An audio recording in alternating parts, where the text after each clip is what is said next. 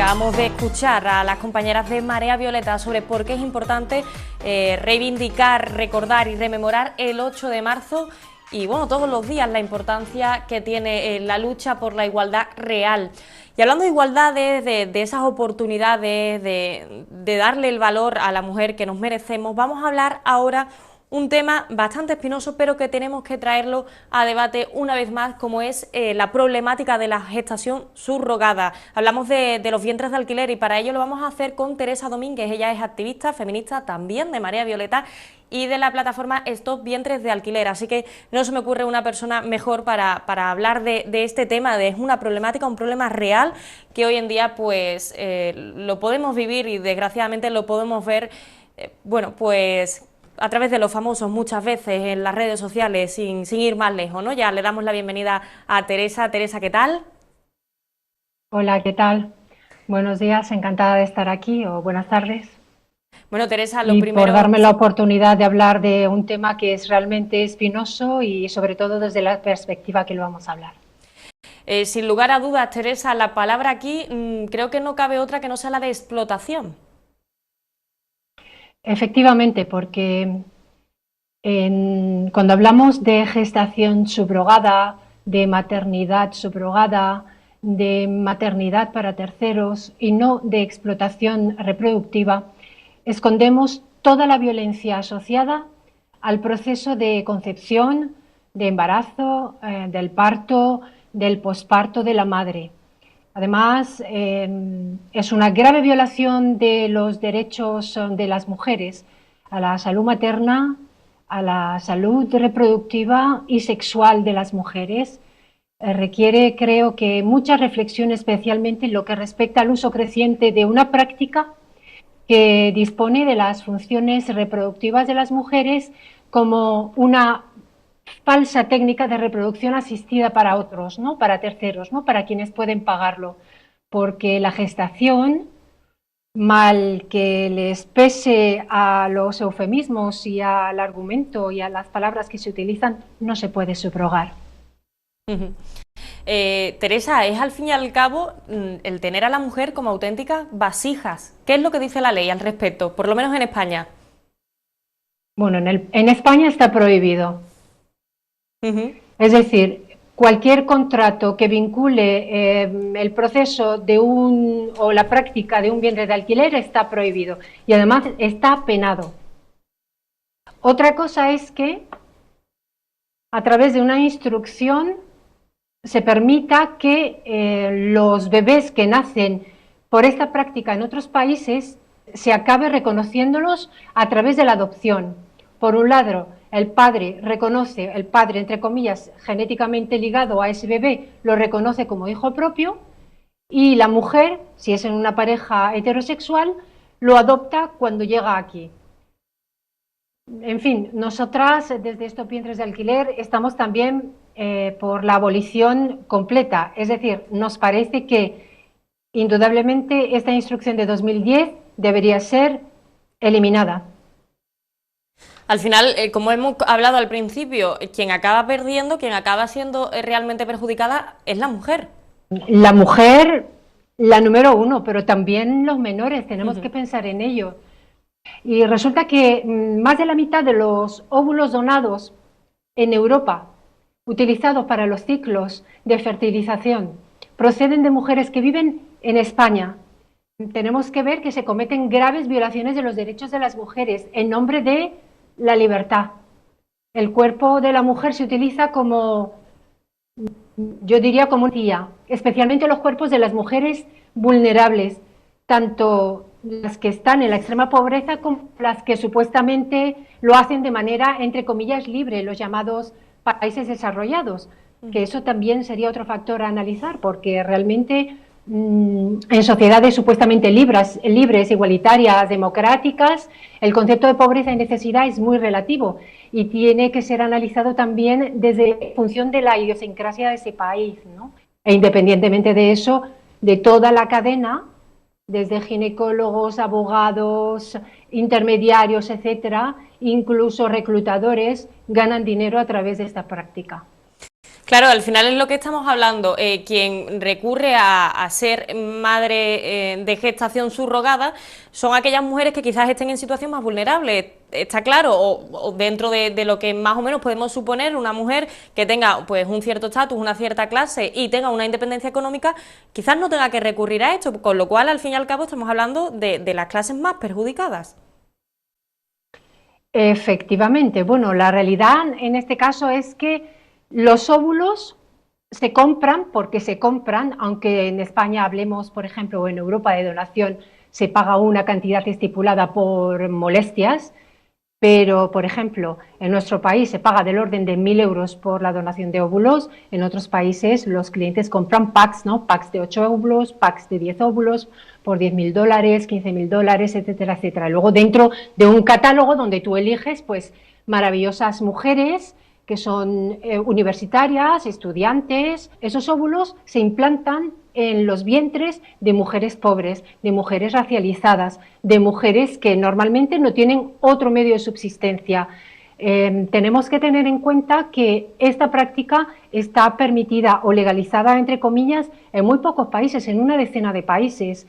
Y algunos de ellos ya están cerrados sus puertas a los extranjeros. ¿Por qué? Pues porque básicamente el 90-95% del mercado de los bienes de alquiler se realiza en países en vías de desarrollo. Es una práctica terrible, racista, etnicista y además eugenésica. Teresa, ¿cómo afecta, ¿no? Que quizás los medios de comunicación, y nos incluimos aquí todos, tendamos a blanquear o hacer un blanqueamiento de este proceso que al final, lo hemos dicho desde el principio, es explotación, cuando sacamos a los famosos y decimos, bueno, pues tal, han tenido por gestación subrogada tantos niños, porque al final parece, ¿no?, que uno va detrás de otro y es eso, ¿no? Es como la compra de bebés.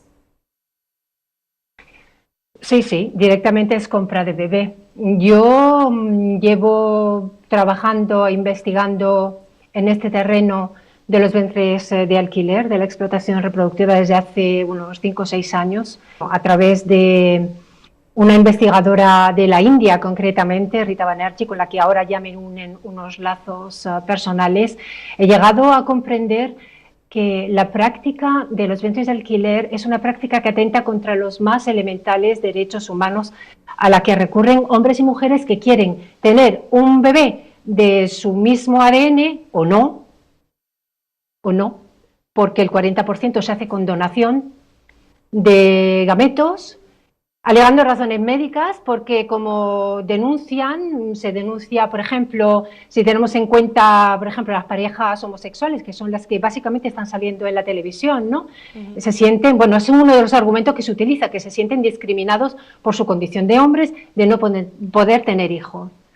Entonces, es un hecho que, según los estudios que existen a nivel internacional, aproximadamente la petición de parejas heterosexuales ronda los 60%, el 60%, un tercio de la demanda es de parejas homosexuales y un 10% es de hombres solteros, solos, ¿no? Y quiere que se regule el uso de, por ejemplo, lo que se llama la madre sustituta, que no deja de ser la madre, porque verdaderamente si nos ponemos a pensar, tú coges un gameto o tú coges un embrión y lo plantas en una maceta y no crece. O sea, lo tienes que implantar en el vientre de la madre. Y es a través de los 9 meses de proceso que tiene el embarazo que nace un bebé. Entonces, claro, es una circunstancia que se pide que se regule a nivel internacional, como una reivindicación que lleva solicitando, por ejemplo, pues los colectivos gays, padres, hombres solteros e incluso parejas heteros. Pero no solo por el hecho de la infertilidad, sino también hay una nueva variante muy grave a la que tenemos que hacer atención, que es la subrogación social.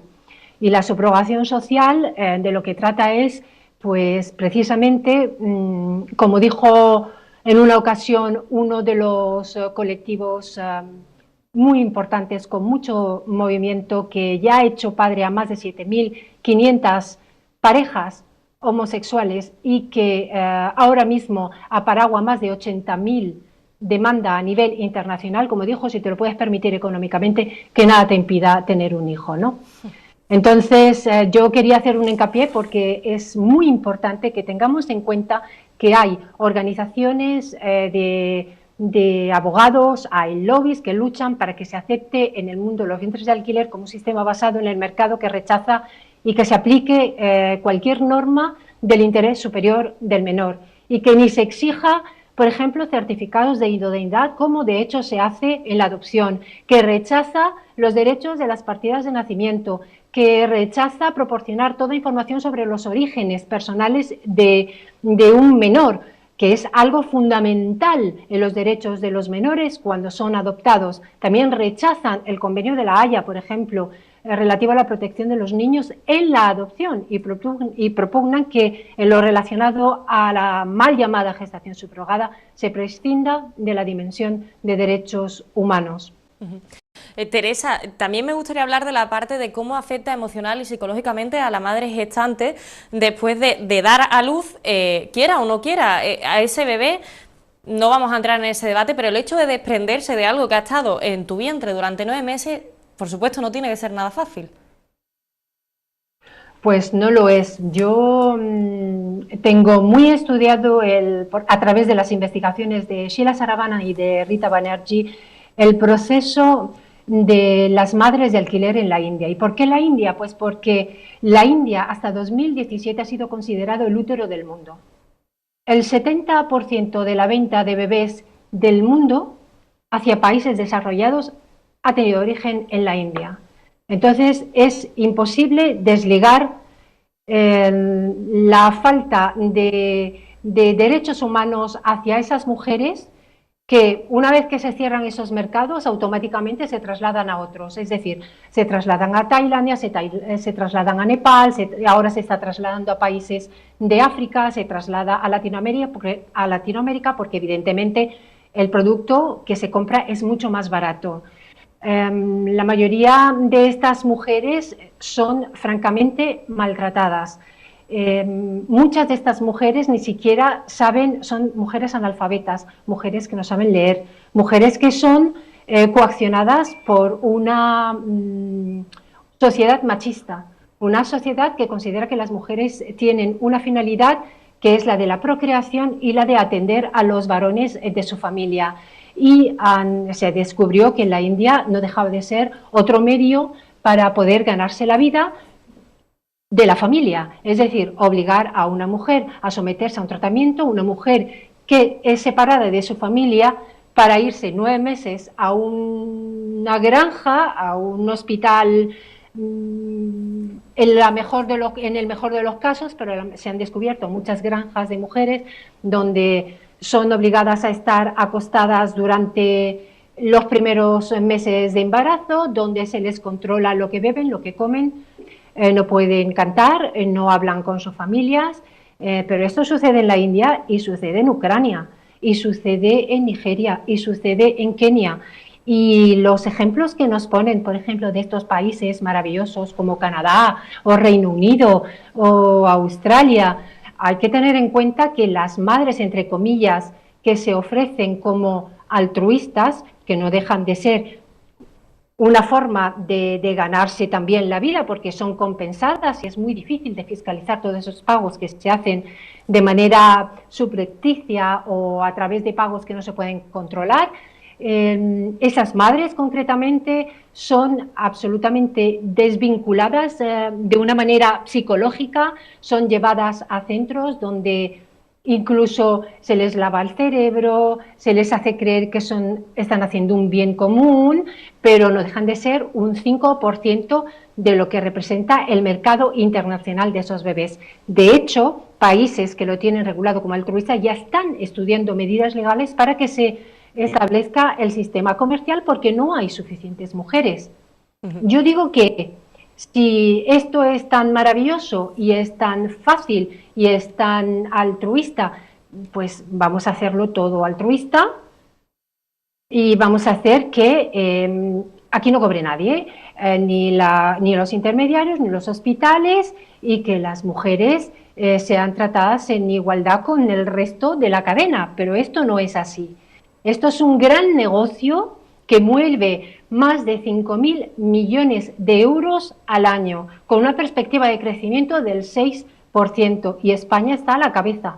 Es uno de los países que está a la cabeza de esta industria.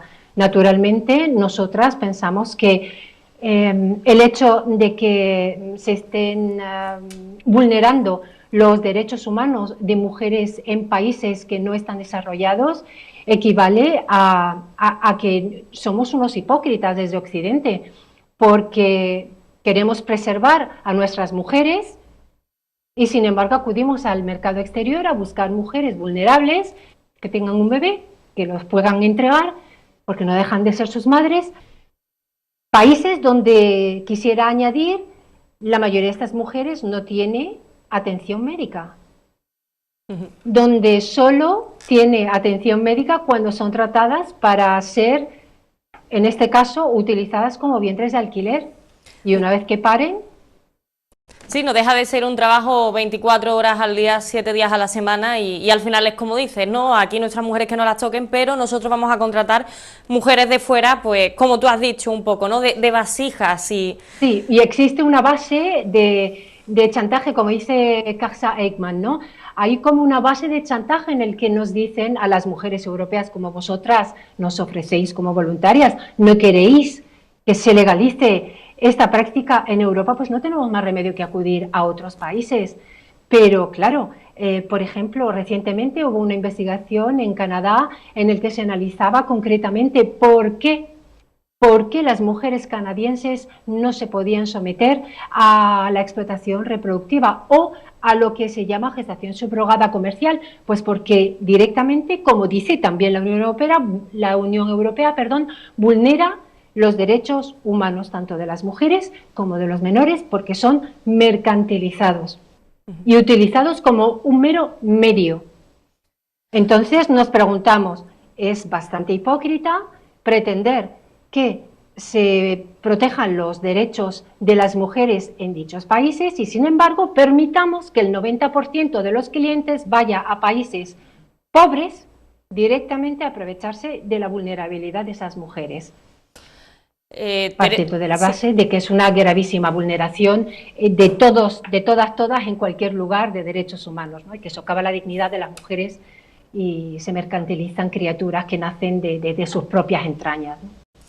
Teresa, ya nos quedamos sin tiempo, te agradecemos de todo corazón que hayas podido participar con nosotros en Jerez de Cerca, abriéndonos a todos un poco más los ojos sobre la compra y venta de bebés. Al fin y al cabo, como hemos dicho, es toda una explotación y creo que es el deber de todos nosotros como parte de la sociedad denunciarlo y sacarlo un poco más a la luz. Ya por último, pues eso, darte las gracias y será un placer volver a recibirte cuando todo esto pase aquí en Plato con nosotros. El placer ha sido mío. Muchísimas gracias por el enfoque que para nosotros es fundamental.